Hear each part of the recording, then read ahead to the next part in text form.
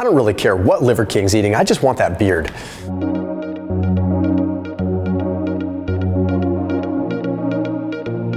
Okay, you've probably seen that guy Liver King floating around. You've seen him on Instagram, you've seen people doing videos about him. I wanted to do a more realistic video.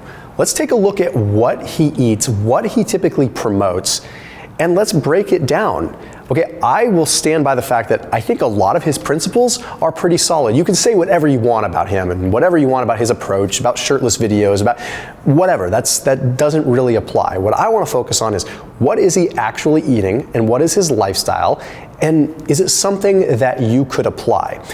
The thing is you don't have to jump in full force with what he is saying and what he is suggesting.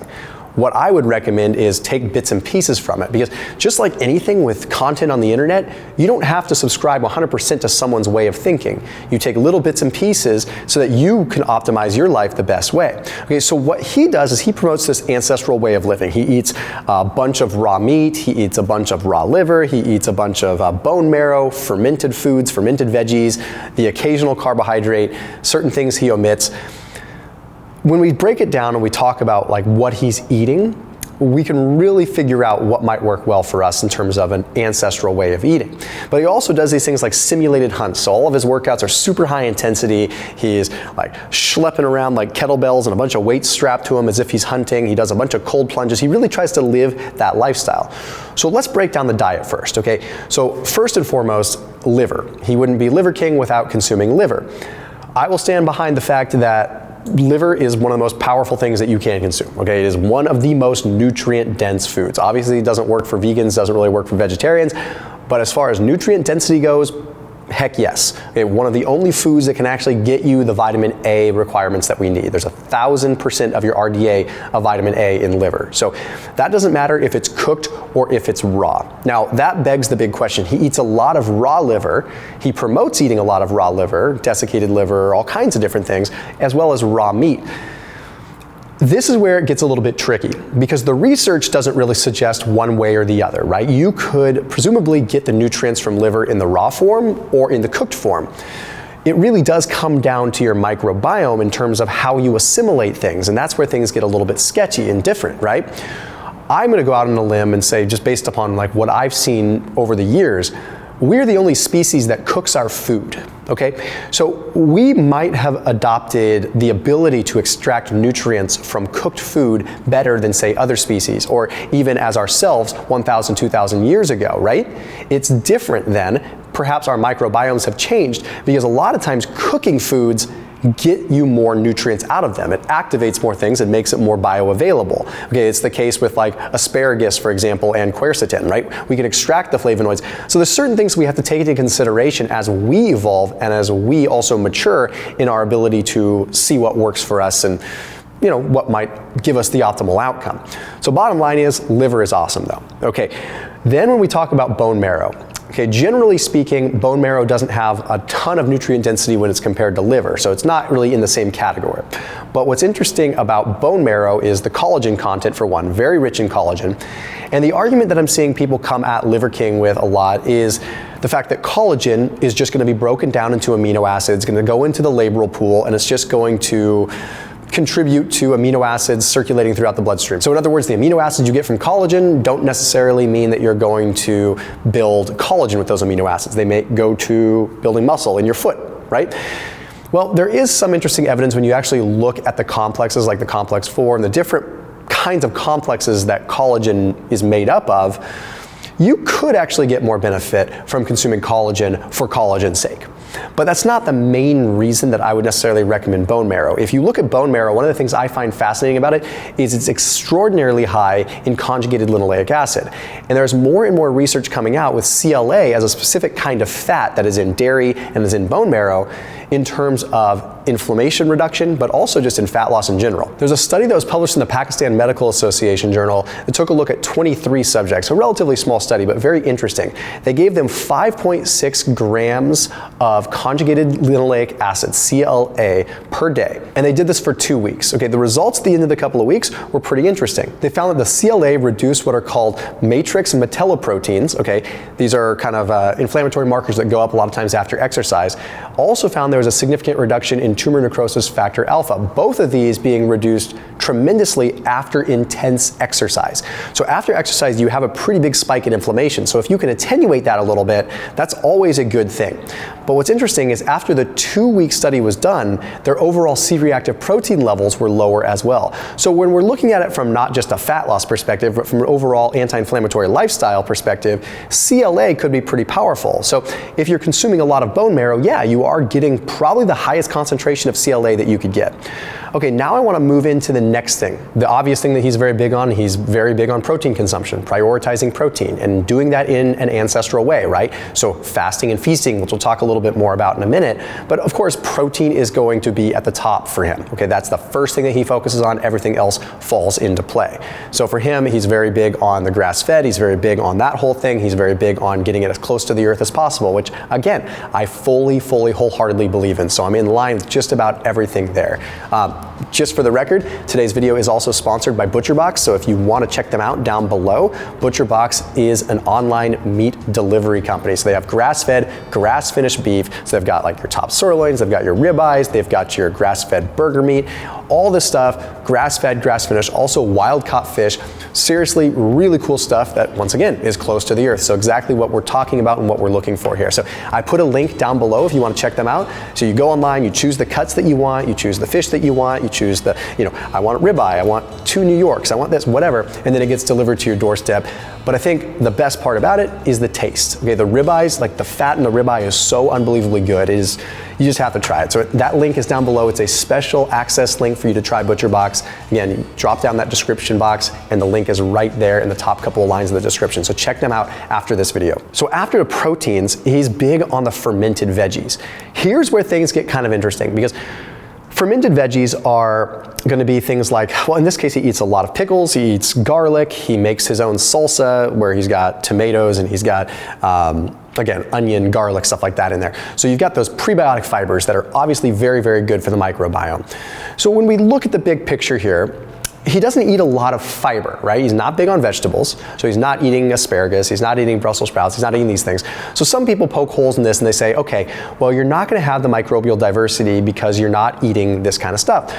Well, the reality is with some of the stuff that he's eating, with the prebiotic fibers from like the garlic and the onion, it's arguably, I don't wanna say it's better, but it's pretty solid. Like those fibers are very condensed prebiotic fibers, which have a powerful effect. Now I have some holes that I would poke and I'll make suggestions here in just a minute, but there was a study that was published in the journal Cell. Okay, this was a 10-week study and it took a look at people that were consuming fiber from like various nuts, various grains, some starches, things like that, and fermented foods. Okay, so they were comparing that, fibers versus fermented foods. They found that the fiber group had an increase in what are called glycan-degrading like carb enzymes.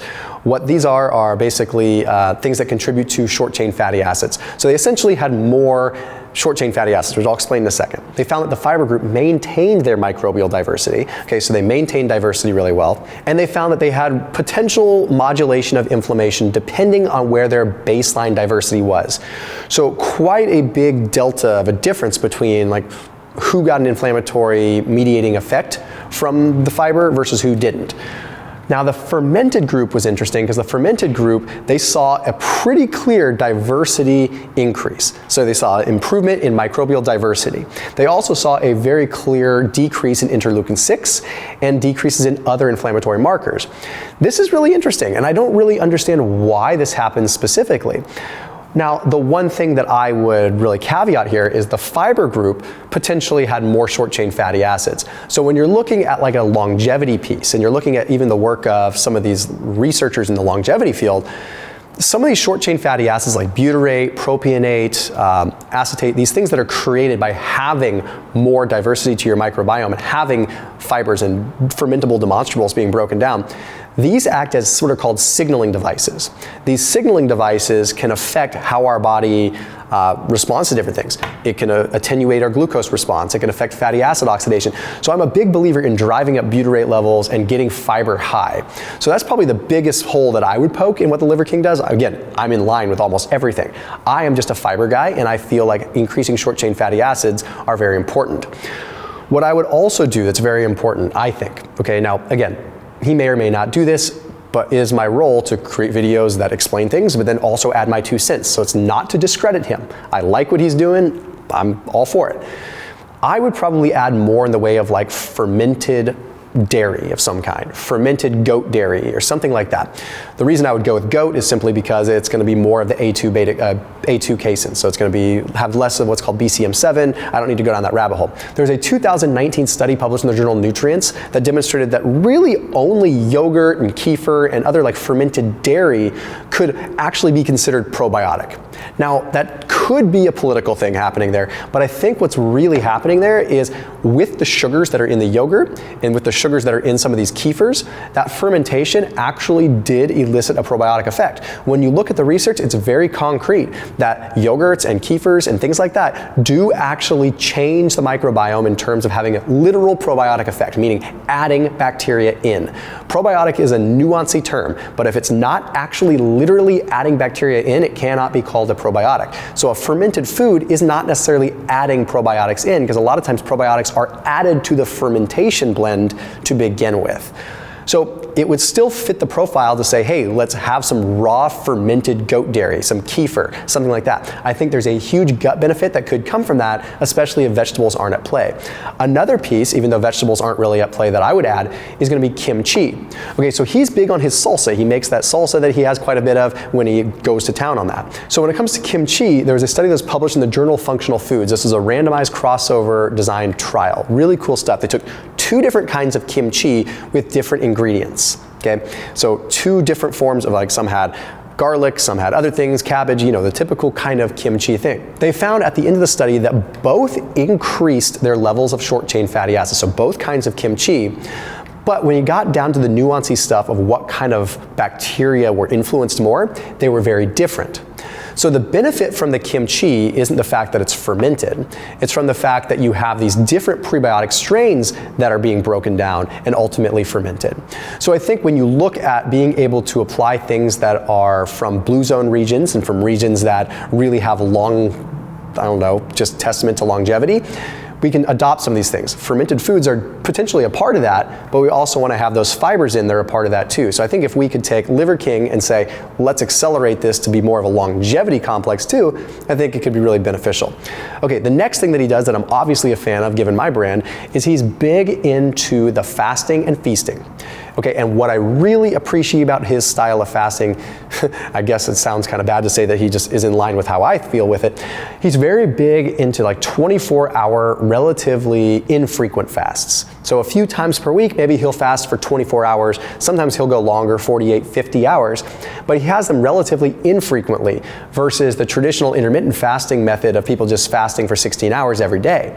I'm a very big fan of letting fasting be the anomaly. Okay, now he may not be paying attention to the whole nuancy, sciencey stuff that I pay attention to, but I think that being able to maintain your metabolic integrity and keeping your metabolism where you want it to be is very important to be able to maintain body composition a certain way, et cetera, et cetera. So by doing 24-hour fast a couple days per week, or maybe a 50-hour fast every 10 days or so, he really is simulating like running out of food, then hunting and working hard in a fasted state, and then getting the food. And then when he feasts, he's really about soaking up the protein, getting the calories in. Now, what's interesting is his carbohydrate philosophy. Sometimes he does have carbohydrates, but when he has them in a pretty significant bolus, which I'm not necessarily a fan of.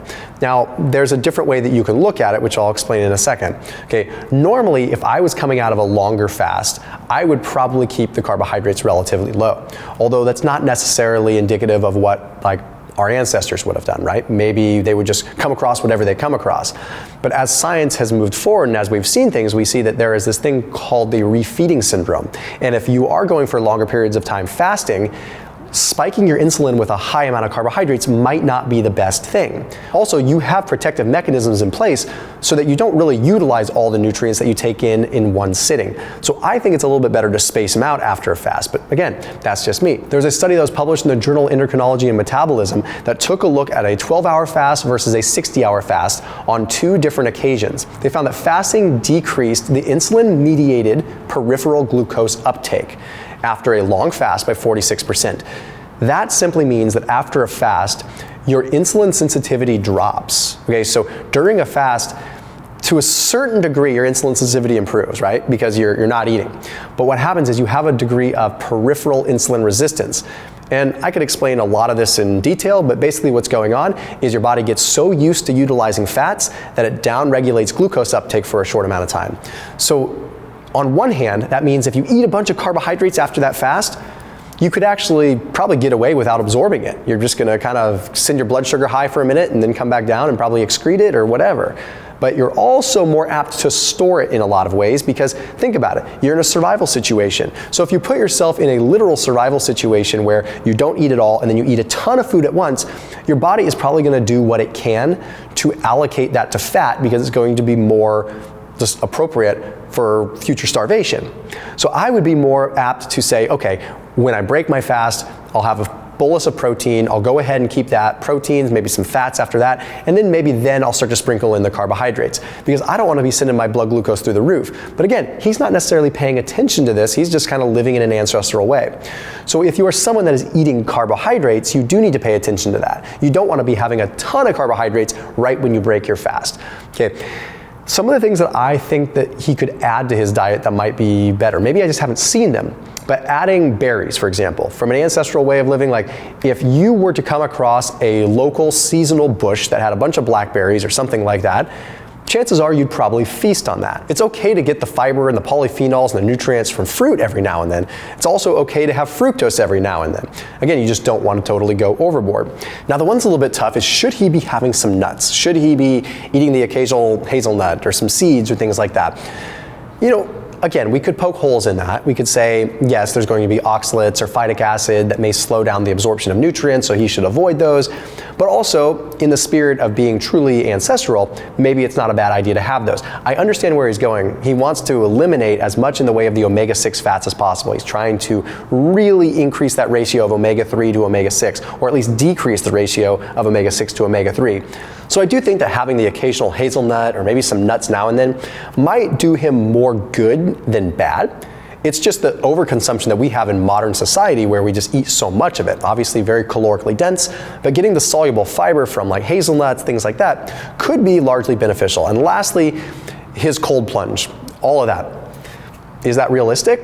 I mean, who cares? It's very effective, right? Is it realistic for our ancestors? Would they just jump in cold water? I mean, probably. It's probably the only way they could get themselves clean, right? So all in all, I think it makes sense. I think that being able to do difficult things, elicit hormetic stressors upon ourselves where we can actually adapt, is only going to be a good thing. I'm a big fan of what's called the anti-fragile concept, where doing things that are difficult and doing things that don't make you fragile, that make you being able to be exposed to difficult things are always good. And that's his philosophy around a lot of things. I just think that you can take little bits and pieces of what he is doing and apply them to daily life without having to go 100% into his camp. Okay, you don't have to live 100% that way, but I don't think he's expecting everyone to. All in all, I think he's a good person to follow, and I think there's some really interesting stuff that he's putting out. And again, sometimes it's extreme, but I guess that's just how you have to get views these days. As always, keep it locked in here on my channel. I'll see you tomorrow.